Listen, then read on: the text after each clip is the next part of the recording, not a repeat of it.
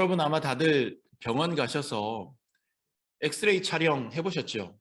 해보셨으리라고 생각을 합니다. 다들 아시겠지만은 이 엑스레이라고 하는 획기적인 광선을 발견이죠. 발명이 아니라 발견한 사람은 렌트겐이라고 하는 과학자입니다.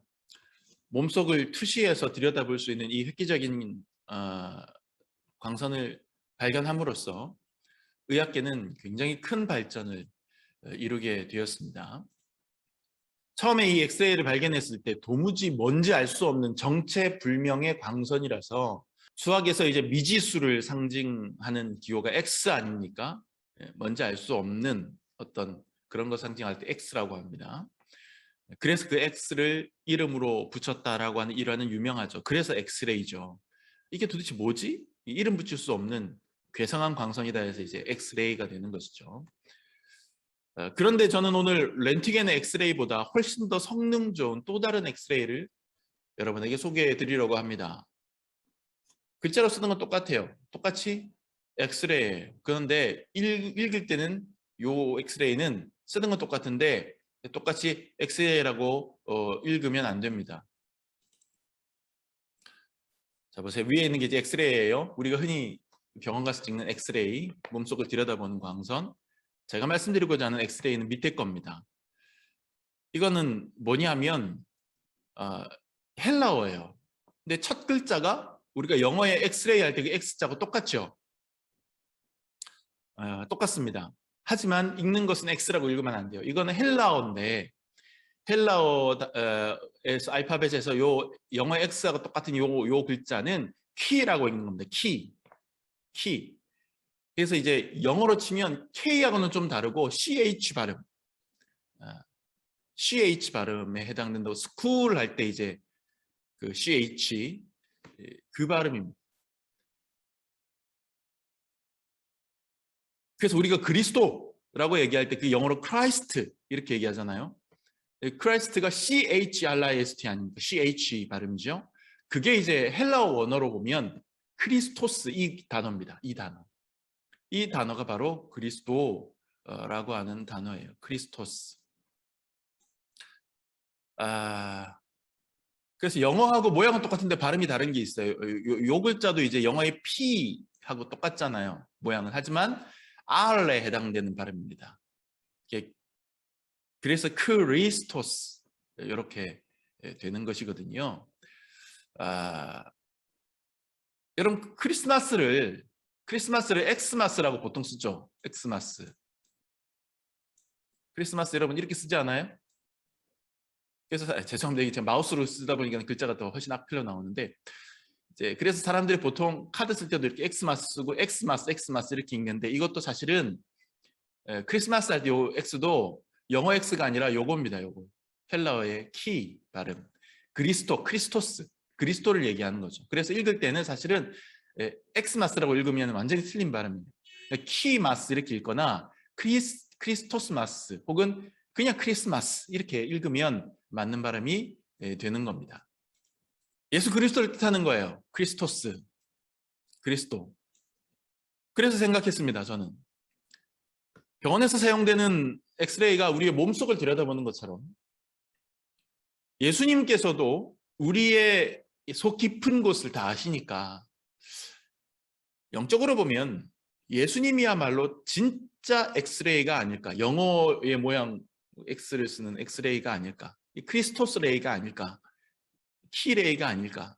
어쨌거나 글자 모양만 보면 그것도 엑스레이잖아요. 병원에서 사용되는 엑스레이는 치료 기능은 없죠. 단순히 들여다보고 진단하는 용입니다. 하지만 우리가 믿는 영적인 엑스레이, 즉 크리스토스 레이는 속속들이 우리의 속을 들여다보고 진단할 뿐만 아니라 때로는 고치고 치유하는 능력까지 있습니다. 그래서 오늘 우리가 읽은 본문 말씀, 오늘 우리에게 주어진 교회력 본문 말씀 중에 제가 히브리서를 택했는데요. 거기에 나오는 말씀에 12절 말씀 보면 하나님의 말씀은 살아있고 활력이 있어 좌우의 날선 어떤 것보다도 예리하여 혼과 영과 및 관절과 골수를 찔러 쪼개기까지 한다 이런 얘기가 있어요. 엑스레이는 뼈를 투시하지 못하잖아요. 의학적으로 보는 엑스레이는. 그리고 보기만 하는 거지 진단은 못하는데 우리 예수님은 하나님 말씀을 통해서 우리 내면에도 혼과 영과 관절과 골수를 찔러서 쪼개기까지 하는 거죠. 예. 우리를 깨닫게 하고 우리를 정신 번쩍 나게 하고 우리를 때로는 회개시키고 그렇게 하나님께서는 우리에게 역사하시는 것이죠. 그렇습니다, 여러분. 하나님은 우리 모든 것을 아십니다. 내 속에 깊은 것을 다 통달하고 계십니다. 하나님의 속성을 말할 때 보통 우리가 옴니라는 접두어를 붙여서 표현하거든요. 옴니. 영어에서 사용되는 접두어인데 이게 그 뜻은 뭐냐면 모든 것 이런 뜻이에요. 모든 것을 뜻한다. 옴니머시기 이렇게 붙으면은 이제 모든 것 뭐 이런 의미를 갖는 겁니다. 그래서 아주 보수적이고 또 아주 개론적인 차원의 신학에서 신학적인 개론적인 신학 차원에서 하나님의 속성을 이야기하라 그러면 보통 세 가지를 얘기를 합니다. 근데 이 세 가지가 다 영어로 표현하면 이 옴니가 앞에 붙어요. 첫 번째는 뭐냐면 omnipresence, 무소부재라고 표현해요. 무소부재. 없는 곳이 없다. 그러니까 존재하지 않는 곳이 없다. 모든 장소에 계신다. 편재라고 표현하기도 하고요. 모든 곳에 계신다. 하나님의 속성은.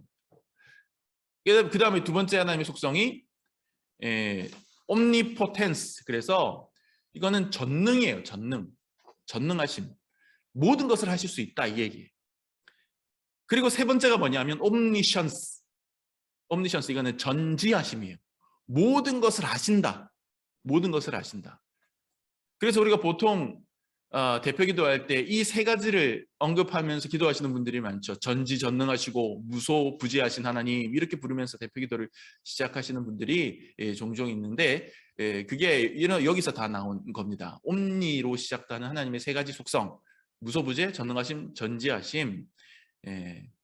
이 세 가지 옴니 중에 오늘은 이 옴니션스, 여러분과 함께 제가 좀 강조해서 볼 것은 이 마지막 옴니션스라고 하는 하나님의 전지하심, 모든 것을 아신다라고 하는 거, 거기에 대해서 여러분과 함께 좀 생각하고 은혜 나눠보고 거기에 집중해서 좀 메시지를 전해보려고 하는 거예요. 물론 하나님은 우리의 모든 것에 대해서 다 아십니다. 그 중에서도 오늘 우리가 읽은 본문 말씀에 근거해서 본문이 강조하는 바를 몇 개를 좀 찾아서 나눠보려고 합니다. 첫째로 하나님께서는 우리 영혼의 상태를 꿰뚫어서 하십니다. 상태. 우리의 영혼의 상태. 방금 읽은 12절 말씀에 보면 이제 앞부분 아까 읽었죠. 하나님의 말씀은 살아있고 활력이 있어 좌우의 날선 어떤 것보다 예리하며 혼과 영과 관절과 골수를 찔러 쪼개기까지 하며 그 다음에 뭐라고 나옵니까? 또 마음의 생각과 뜻을 판단하시나니 이렇게 나옵니다. 마음의 생각과 뜻을 판단하시다니. 우리 마음의 생각과 뜻을 하나님이 다 보시고 판단하시고 아신다 이 얘기예요. 하나님은 우리가 생각하는 거, 우리가 의도하는 것을 다 꿰뚫어서 알고 계신 분이십니다. 그렇기 때문에 우리가 입술을 열고 겉으로 소리를 내서 기도하지 않아도 우리가 마음으로 기도해도 하나님은 들으신다고 믿고 우리가 묵도하는 것이죠. 여러분, 우리 장기를 뼈와 근육과 피부가 가리고 있듯이 우리 내면의 어떤 것들도 남들이 보지 못하도록 우리는 참 두껍고 또 두텁게 싸고 있습니다. 특히 나이가 들어갈수록 그건 더 두터워지는 것 같아요. 나이가 어릴수록 내가 생각하고 내가 느끼는 것들이 바로 즉각적으로 드러나는데 그 얇은 내막이 나이가 먹어갈수록 점점 내 속에 있는 것들을 무언가 나의 다른 사람에 대한 이미지랄지 또 나의 어떤 체면이랄지 또 나의 어떤 보호 본능이랄지 이런 것들로 가려서 드러내지 않는 그런 성향이 강한 것 같습니다. 이것은 심리학에서는 방어 기제라고 표현을 하기도 하지만 어쨌거나 나 자신의 방어막을 두텁게 세워서 나타나지 않고 드러나지 않게 우리 자신을 숨기고 사는데 점점 익숙해지는 것이죠. 심지어는 여러 가지 형태로 다른 사람을 속일 뿐만 아니라 나 자신까지도 속이게 됩니다. 나 자신도 내 속의 생각을 알 수 없는 경우가 상당히 많다. 이렇게 얘기하는 거예요. 여러분, 며느리들 그러잖아요. 시어머니 오셔서 며칠 좀 머물다가 이제 아가 나 이제 집에 갈래한다. 그러면 어머니 너무 섭섭해요. 며칠 더 있다 가지 그러세요. 저희 집이 이렇게 불편하세요. 며칠 더 있다가 하세요. 이렇게 얘기해요. 하지만 하나님은 아시죠? 우리의 속마음은 정반대라는 걸. 장사하는 사람들, 이 가격에 팔면 남는 거 없어요. 이렇게 얘기합니다. 하지만 하나님은 아시죠? 사실 아주 쥐꼬리만큼이라도 남는다는 걸. 우리는 종종 내 몸은 내가 잘 알아 이렇게 얘기합니다. 여러분, 하지만 그것만큼 사실은 건방진 얘기가 없어요. 며칠 전에 제가 수면 내시경을 했는데 용종 하나가 발견돼서 이제 제거를 바로 했습니다. 내시경 하는 중간에. 저는 제 몸속에 개가 있는지도 몰랐어요. 뭐 안 좋은 건 아닙니다. 뭐 별다른 거 아닌데 그냥 이렇게 떼낸 겁니다. 일단 있길래. 하여튼 저는 제 몸속에 개가 있는지 몰랐어요. 오히려 남이라고 할 수 있는 의료진들이 제 몸속을 들여다보더라고요. 저를 진단해 주더라고요. 내 몸속에 있는 건 내가 못 봅니다. 아니, 내 몸속에 내 뒤통수도 못 보는 걸. 여러분 한번 뒤통수 보기 시도해 보셨어요? 저는 시도해 봤는데 쉽지가 않더라고요. 거울 이렇게 2개 들고 막 하여튼 제가 이상한 짓을 많이 해서 왜 그 짓을 했는지. 뒤통수 발견하기. 그것도 쉽지 않아요. 그것도 쉽지 않아요. 오히려 내 몸을 내가 잘 못 봅니다. 다른 사람이 봐줘야 돼요. 저도 아침에 이제 와서 그 세팅하고 설교 준비하고 예배 준비하는데 등이 너무 가려운데 안 닿아요. 살이 찌니까 또 더 안 닿아요. 하여튼 집에 가서 우리 아들한테 긁어달라고 해야지 이 생각을 했습니다. 내 몸이 사실은 다 내가 알죠 못해요. 마음도 마찬가지입니다. 내 속도 마찬가지예요. 내 마음 내가 잘 알아. 이런 것도요. 내 몸 내가 잘 알아. 못지않게, 아니 어쩌면 그거보다 훨씬 더 심하게 교만한 이야기이고 틀린 이야기입니다. 자기 마음 잘 모르는 사람 정말 많이 봤어요. 제3자가 볼 때는 아유 저 사람 너무 지금 안 좋은데 하는데도 내가 왜 하면서 버럭버럭 고함 지르죠. 나 화 안 났어? 나 화내는 거 아니야? 그러면서 화내고, 이거 놔봐, 나 싸우려고 하는 거 아니야? 그러면서 막 싸우려고 들고 그래요. 예를 들어서 어떤 두 사람은 하여튼 만나기만 하면 싸워요. 제가 아는 목사님, 지금 이제 목회 시국에 있습니다만은 선배 목사님, 연상의 그 여자 선배 목사님이에요. 학교 다닐 때부터 선후배 관계인데 신학교 때 둘이 만나면 그렇게 싸웠대요. 하여튼 원수도 철천지 원수도 그런 원수가 없었대요. 그렇게 싸웠대요. 비슷하게 생겼어요. 근데 둘이 싸울 때 어떤 생각했겠습니까? 저 사람하고 나하고는 정말 안 맞아. 이런 생각하니까 싸우지 않았겠어요? 그런데 시간이 지나니까 둘이 싸우다가 정들어서 결혼해요. 그것도 같이 다니던 신학교 강당 빌려가지고 막. 사실 속마음은 서로에게 호감이 있었던 것인데 본인들도 그걸 모르고 있었던 거예요. 자기 마음을 착각하고 있었던 거예요. 그러다가 나중에야 자기 마음을 깨닫게 되고 연애에 돌입하게 되는 것이죠. 하나님은 우리 마음 깊은 곳에 숨겨져 있는 욕망을 아시고 우리 마음 깊은 곳에 숨겨져 있는 의도를 아십니다. 그것이 선한 것이든 그것이 악한 것이든 호의든 악이든 하나님 앞에 숨길 수는 없어요. 여러분, 기도가 왜 중요하냐면 바로 그 지점을 드러내 보여주는 중요한 판을 깔아주기 때문입니다. 나도 모르는 내 속 깊은 곳에 숨은 의도,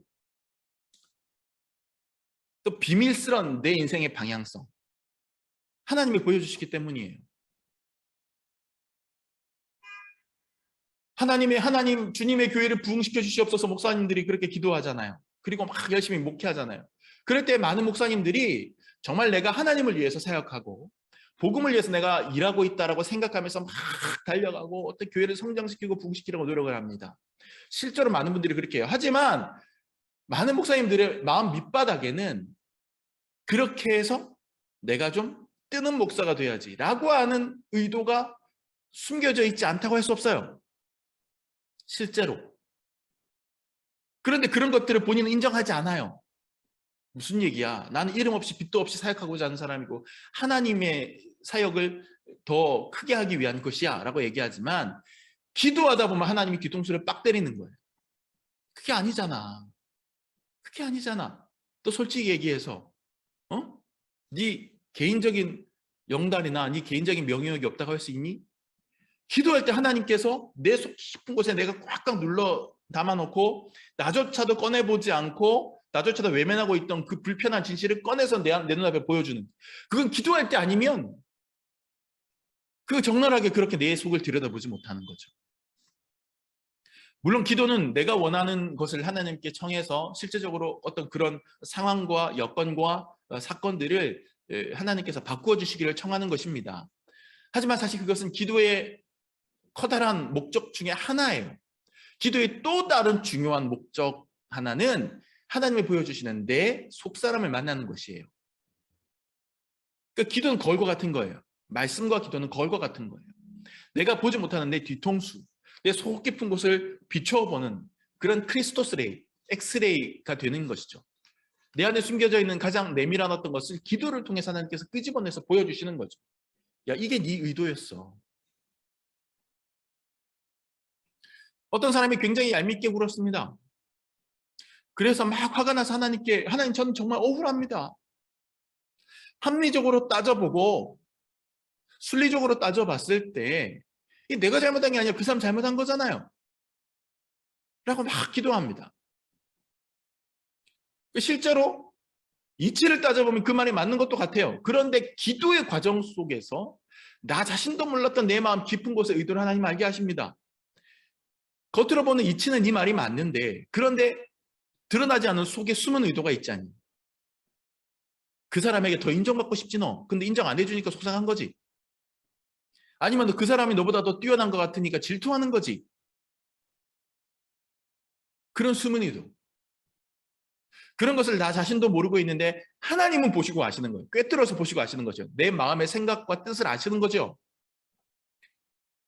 그래서 하나님께서 기도를 통해서 그것을 우리에게 깨닫게 해주신 거죠. 하나님께서 보시고 꿰뚫어 보고 계신 것을 우리에게 알려주고 싶은데 기도를 안 하면 우리한테 그것을 가르쳐 주시고 해서 우리가 듣는 귀가 닫히니까. 그래서 제가 늘 강조하는 것이 기도는 말하는 시간일 뿐만 아니라 듣는 시간이라는 게 이거예요. 기도를 제대로 하는 사람은 늘 자기 자신을 성찰하게 됩니다. 외부의 요건들을 바꿔달라고 하나님께 청하지만 그것 못지않게 내 안의 것도 계속해서 성찰하고 바꾸어가도록 노력하는 것이죠. 언제나 나는 문제가 없고 다른 사람만 문제가 있다라고 주장하는 사람은, 그렇게 생각하는 사람은 아무리 많은 기도를 했어도 사실은 기도를 제대로 못한 사람입니다. 저 자신의 부끄러운 고백이기도 하죠. 여러분, 의사가 내시경으로 내 몸속을 들여다보고 엑스레이로 사진 찍어서 나한테 야, 자 여기 보이시죠? 이게 문제입니다 라고 나에게 보여주시듯이 하나님께서는 내가 못 보는 나의 숨겨진 속마음을 보십니다. 아십니다. 그리고 말씀의 거울에 비추어서 우리에게 보여주시는 거예요. 그래서 오늘 본문 말씀에 하나님의 말씀은 살아서 운동력이 있고 그렇게 쭉 나오는 거예요. 우리의 영과 혼과 관절과 고수를 찔러 쪼갠다. 하나님의 말씀. 그래서 우리가 내 속을 더 깊이 알면 알수록 우리는 하나님께서 우리를 향하신 우리를 바라보는 그 시선, 그 관점에 점점 동의하게 되는 것이고, 그럴수록 우리는 더욱더 하나님과 깊은 관계로 나아갈 수 있게 되는 것입니다. 그리고 또 반대로 우리가 하나님과 깊은 관계로 나아갈수록 하나님과의 깊은 관계를 통해서 나 자신의 깊은 부분을 내 스스로가 또 잘 깨닫게 되는 것이죠. 이것이 우리가 더 많이, 더 깊이 기도해야 할 이유입니다. 하나님과 깊어질수록 나 자신을 깊이 알게 됩니다. 두 번째로, 하나님은 우리의 부끄럽고 수치스러운 부분을 꿰뚫어서 아십니다. 부끄럽고 수치스러운 부분을 꿰뚫어서 아세요. 13절 말씀을 보시죠. 보세요.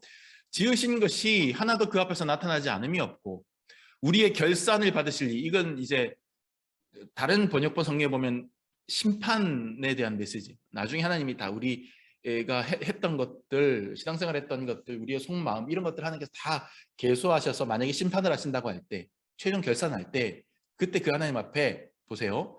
눈앞에 만물이 벌거벗은 것 같이 드러나느니라. 만물이 벌거벗은 것 같이 드러나느니라.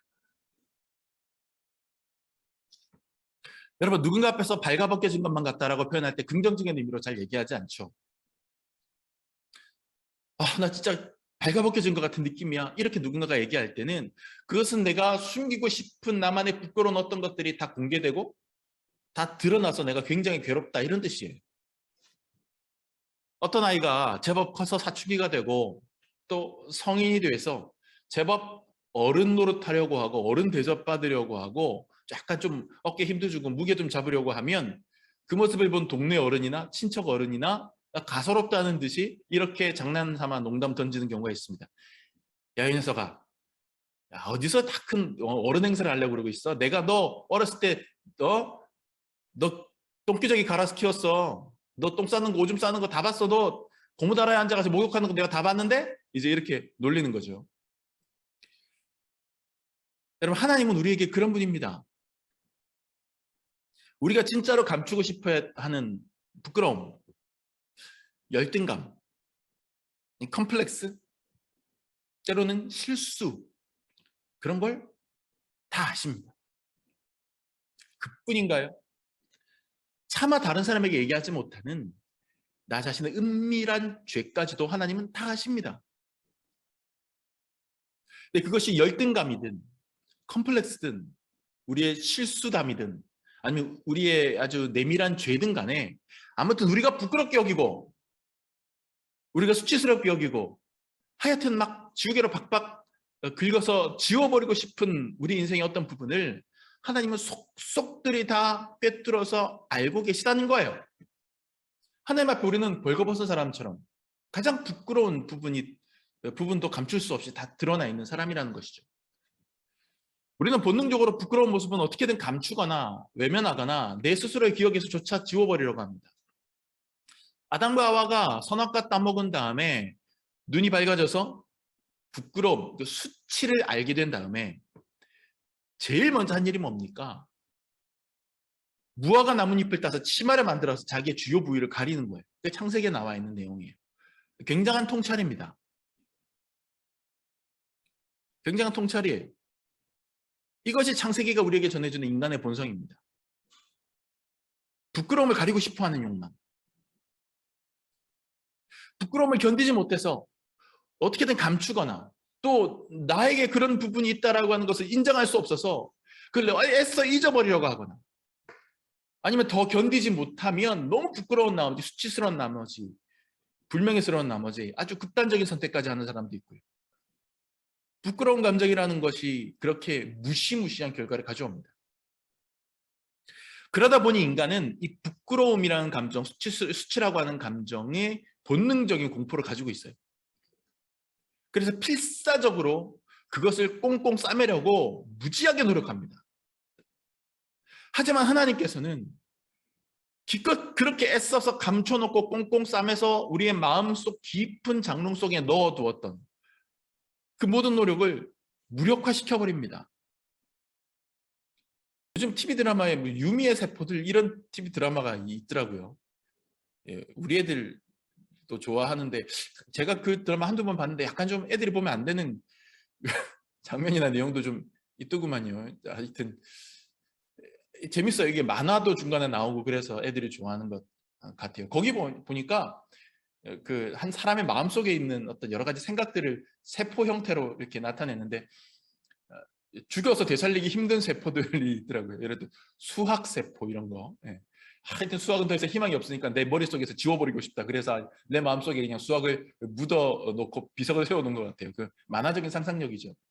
하여튼 우리 안에는 그런 식으로 나의 부끄러움, 내가 드러내고 싶지 않은 나의 어떤 그런 부끄러움, 수치심을 그렇게 땅속에 내 마음속에 땅이 있다면 그 안에 묻어두고 그냥 덮어서 죽은 것처럼 취급해버리고자 하는 그런 욕망이 있는 거죠. 근데 하나님은 우리한테 절대로 죽지 않아. 그건 네 마음속에 있을 뿐이야. 그리고 그 땅속에서 계속해서 너에게 영향력을 끼치고 있어.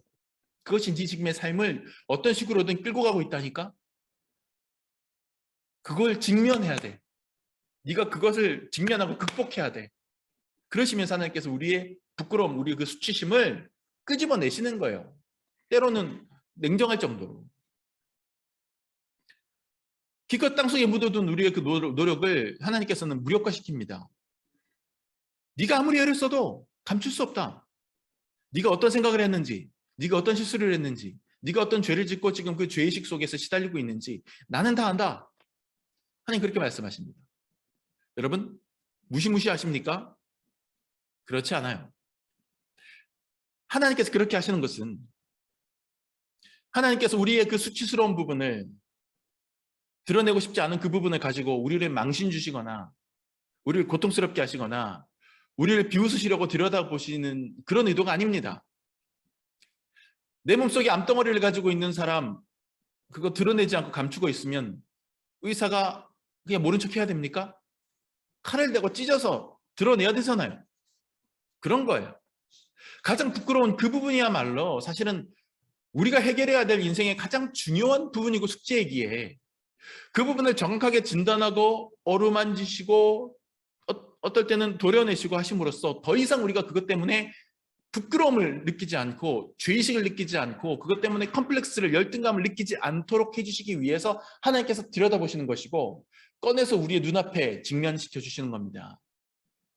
제일 대표적인 것이 죄의 문제예요. 기독교는 이상하게 자꾸 죄의 얘기를 해요. 그리고 계속해서 네 죄를 계속 꺼내놔라. 네 죄를 계속 자백해라. 그리고 네 죄를 계속 회개해라 라고 강조합니다. 그게 그래서 그런 거예요. 하나님은 우리가 우리의 마음문을 열고 기도하면 우리의 양심에 울림을 주십니다. 우리가 지은 죄를 떠오르게 하시고 부끄럽게 하시고 처음에는 아니야, 아니 이거 죄 아니에요. 아니 난 그런 적 없어요 라고 부인하다가 결국엔 하나님께 자백하게 되죠. 증거를 들이밀었을 때 범죄자가 어쩔 수 없이 검사, 경찰 앞에서 죄를 자백하는 것처럼 네 하나님, 그것이 저의 죄였음을 인정하겠습니다 라고 우리는 하나님께 인정할 수밖에 없죠. 그렇게 인정하기 싫어도. 그럴 때 우리는 그 죄를 갖고 회개하게 되는 거예요. 죄가 하나 있는데 그래서 죄의식이 나를 괴롭히는데 내가 애써 그것을 외면하고 아니다 아니다 하는 동안에는 우리는 절대로 그 죄를 회개할 수 없어요. 해결할 수가 없어요. 우리가 죄를 죄로 직면할 때 회개할 수 있는 거예요.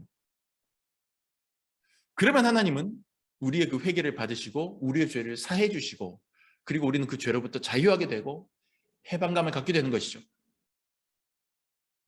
그리고 더 이상 그 죄 때문에 고통스러워하거나 자책하지 않게 되는 것입니다. 이것이 바로 우리가 하나님 앞에 벌거벗은 것과 같이 드러나는 것입니다. 부끄러움은 세상의 무화과 나뭇잎으로 가려지는 게 아니에요. 우리의 부끄러움은 오직 하나님의 은혜로만 해소될 수 있는 겁니다.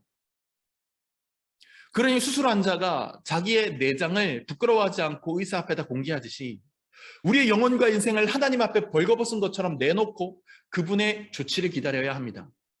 그것이 그리스도인입니다. 그리고 그것이 새로운 피조물로 거듭나는 과정입니다. 마지막 세 번째, 하나님은 우리의 연약한 부분을 꿰뚫어 하십니다. 연약한 부분. 이건 부끄러운 부분하고 또 다른 부분이에요. 자이든 타이든 간에 우리가 참 고통스러워했던 우리의 상처들. 15절 말씀 보시면 우리에게 있는 대제사장은 여기서 히브리서에서 대제사장은 예수님을 얘기하는 겁니다. 우리에게 있는 대제사장 예수님은 우리의 연약함을 동정하지 못하실 리가 아니요. 이게 말을 좀 꼬아놨는데, 그러니까 이중부정은 강함정이잖아요. 연약함을 동정하지 못하실 리가 아니다. 그러니까 우리의 연약한 부분을 가장 잘 동정해 주시는 분이다. 이 얘기예요. 가장 잘 알아주시는 분이다. 우리가 무너졌던 기억, 쓰러져서 펑펑 울었던 기억, 폭풍처럼 다가왔던 슬픔, 결코 치유될 것 같지 않은 깊은 상처와 고통, 불가항력적인 그런 아주 아팠던 그런 나의 쓰라렸던 상처들. 세상 사람들 다 몰라줘도 우리 주님은 그것을 아시는 거예요. 우리가 얼마나 힘들었는지, 얼마나 아팠는지, 얼마나 버거웠는지. 세상에서 가장 사랑하는 사람조차도, 나와 가장 가깝다고 생각했던 그 사람조차도 내가 속상했던 걸 몰라줄 때가 있잖아요. 내가 얼마나 두려웠는지, 내가 얼마나 외로웠는지, 참 미련한 곰처럼 몰라줄 때가 있잖아요. 하지만 그럴 때조차도 하나님은 알고 계신다는 거예요. 알아주신다는 거예요. 하나님 같이 울고 같이 슬퍼하신다는 거예요. 목사님, 근데 성경 말씀이 표현해 보면 동정이라고 얘기했는데, 동정은 조금, 저는 동정이 필요하지 않아요. 동정받고 싶지 않아요. 그 이유는 이 동정이라고 하는 말 자체가 뭔가 좀 한 걸음 떨어져서 나보다 훨씬 우월하거나 내가 겪는 아픔은 전혀 겪어보지 않은 사람이 그냥 불쌍하게 여기는 어떤 그런 거리감이 느껴지기 때문에 우리가 동정이라는 말을 그렇게 느끼는 것이거든요. 그런데 보세요. 이 말씀 뒷부분 하반절 보세요. 모든 일에 우리와 똑같이 시험을 받으신 이로도에, 이런 표현이 있어요. 예수님께서 우리와 똑같이 시험을 받으셨다는 것이죠. 예수님께서 스스로 우리의 연약함을 동정만 하실 뿐만 아니라 동참도 하셨다는 얘기예요. 동참도. 예수님은 죄가 없으신 분이시기 때문에 시험 당하실 이유도, 고난 당하실 이유도, 하등의 이유가 없습니다. 그러나 예수님은 그저 단지 우리를 사랑하셨기 때문에 스스로 우리와 똑같은 인간의 몸을 입고 이 땅에 오셔서 우리와 똑같이, 아니 우리보다 더 극심한 시험 가운데 자기 자신을 던져 넣으신 거예요. 가난하게 태어나셨어요. 쓰라린 인간적인 배신도 당하셨어요. 육체의 극심한 아픔도 겪으셨어요. 억울한 누명도 쓰셨어요. 그리고 인간이 겪을 수 있는 가장 처참하고 고통스러운 방법 중에 하나로 죽음을 당하셨어요. 단지 머리로 아시는 게 아니라 우리 인간이 겪는 모든 연약함을 타의가 아니라 당신 스스로의 결단으로 겪어주셨어요. 그래서 우리와의 사이에 거리를 좁혀주신 거예요. 네가 겪는 고난을 마치 어항 바깥의 주인이 어항 안에 있는 금붕어를 들여다보는 것처럼, 아유 너 그 좁은 데서 힘들겠다, 이렇게 하면서 우리를 바라보시는 게 아니라 직접 그 세계 속으로 들어와서 함께 그 답답함을 느끼시면서 위로해 주시는 것이죠. 몰로카이의 성자 다미안 신부라는 사람이 있습니다. 다미안 신부, 천주교 신부님인데, 이 하와이의 몰로카이 섬은 과거에 우리로 치면 소록도 같은 데였어요. 한센병 환자들, 나병 환자들, 얼굴이 썩어 문드러지고 건드리기만 해도 손가락이 툭툭 떨어져 나가고 하는 그 나병 환자들을 거기다가 그냥 몰아놓은 거예요. 몰아놓고 자기들끼리 살고, 뭐 하여튼 열악해서 집도 없고 뭐도 없고 해서 그냥 나무 밑에서 자면서 그냥 죽어가는 거죠. 거기에 이 다미안 신부가, 거기에도 신부가 한 명 있어야 되지 않겠느냐, 성자가 있어야 되지 않겠느냐 했을 때 스스로 자원합니다. 젊었을 때. 그리고 거기에 들어가서 힘이 좋았대요. 기운이 좋아가지고 혼자서 막 통나무를 짊어지고 가서 목수일을 잘해가지고 거기에 성당을 짓고 사람들이 집을 짓고 막 거기서 사람들하고 함께 살아가는 것이죠. 평생을 그렇게 살았어요. 근데 전해지기로는 이분이 그렇게 사람들의 마음을 조금씩 열어가서 서로 몰로카이 섬의 나병 환자들의 친구가 되어주는 과정 속에서도 여전히 마음의 불편함이 있는 거예요. 나는 뭔가 저들과는 다른 사람으로서, 온전한 사람으로서 저들을 이해해 준다고 하는데 저들이 얼만큼이나 나를 자신들의 친구로 느낄 것인가. 그래서 놀랍게도 다미안 신부가 하나님께 기도하기 시작합니다. 하나님, 제가 저들의 진정한 친구가 될 수 있도록 저에게도 한센병을 주세요. 저도 나병 환자가 되게 해주세요. 라고 다미안 신부가 기도하는 것이죠. 그리고 하나님께서 그 기도를 들어주신 모양입니다. 그가 나병 환자가 됩니다. 그는 조금도 절망하거나 괴로워하지 않고 담담하게 그 사실을 받아들입니다.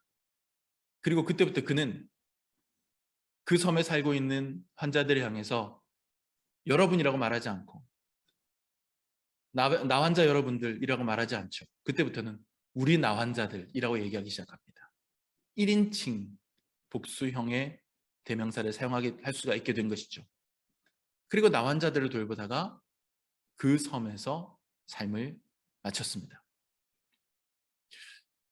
솔직히 저는 이렇게 할 자신 없습니다.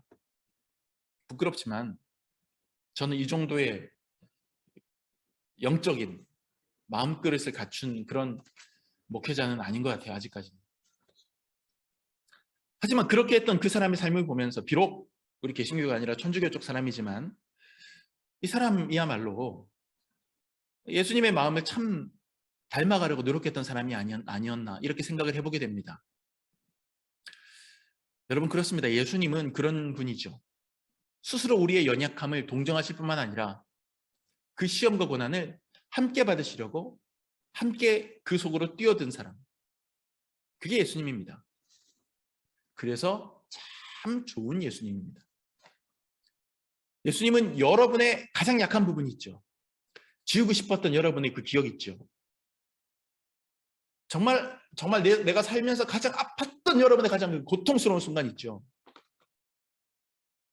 그 짐을 함께 지기를 원하십니다. 아니 이미 함께 울고 계실지도 몰라요. 예수님은 학교에서 1등을 놓쳐본 적 없는 우등생이 아무리 노력해도 성적이 오르지 않는 열등생에게 네가 얼마나 힘든지 알고 있어 라고 말하는 식으로 우리를 이해하려고 하지 않으십니다. 예수님은 스스로 이 땅에 내려와서 우리와 함께 고난의 땅을 딛고 다니시면서 우리보다 더 힘든 삶을 선택하시고 우리보다 더 고통스러운 죽음을 향해 가시면서 네가 얼마나 아픈지 힘든지 내가 다 안다 라고 말씀하십니다. 이것이 크리스토스 레이. 병원에서 사용하는 엑스레이와는 비교가 할 수 없는, 꿰뚫어 보실 뿐만 아니라 아예 그냥 안으로 들어오시는 그런 주님의 광선입니다. 이것이 예수님입니다. 사랑하는 여러분, 이제 말씀을 끝냅니다. 여러분 건강검진 같은 거 할 때 엑스레이 검사한다면 어떻게 하시나요? 촬영기사분이 웃업 벗으세요, 목걸이 같은 거 벗어놓으세요, 뒷짐지세요, 정해진 자리에 쓰고 가슴을 대세요.